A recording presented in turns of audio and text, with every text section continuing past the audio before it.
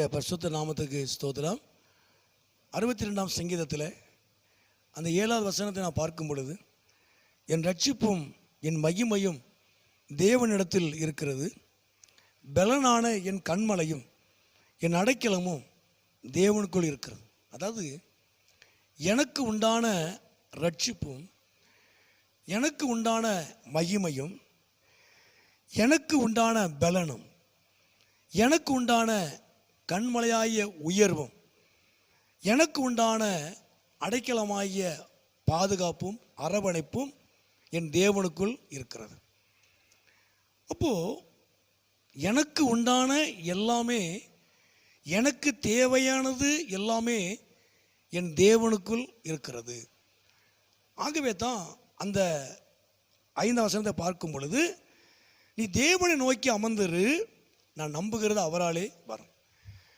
நான் நம்பி எதிர்பார்க்கிற காரியம் எல்லாமே அவராலே வரும். ஏன்னா எனக்கு உண்டான எல்லாமே அவருக்குள் இருக்கிறது. எனக்கு உண்டான எல்லாமே என் தேவனுக்குள் இருக்கிறது. ஆகவே தான் 1ஆம் வசனத்தில் வாசிக்கும் பொழுது, அவராலே என் ரட்சிப்பு வரும். அவருக்குள் இருக்கிற ரட்சிப்பு எனக்கு வரும்.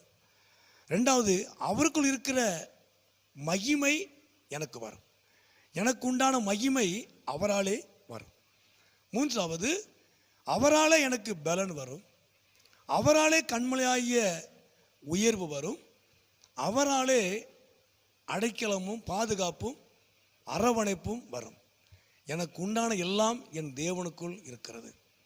அப்போ அவரை நோக்கி ஒரு நம்பிக்கையோடு நம்ம காத்திருக்கும் பொழுது, நான் நம்புகிறது எல்லாமே அவரிடத்திலிருந்து வரும், அவராலே வரும் என்று சொல்லும் பொழுது, அவருக்குள் இருக்கிற ரட்சிப்பு விடுதலை, அவருக்குள் இருக்கிற மகிமை, அவருக்குள் இருக்கிற பலன், அவருக்குள் இருக்கிற உயர்வு, அவருக்குள் இருக்கிற பாதுகாப்பும் அரவணைப்பும் நமக்கு வரும்.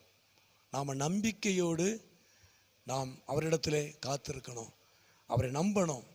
அவருக்குள் இருக்கிற எல்லா ஆசீர்வாதங்களும், நமக்கு தேவையானதை எல்லாம் அவர் நமக்கு தந்து அவர் நாமத்தை மகிமைப்படுத்துவார், அவர் ஆசீர்வதிப்பார்.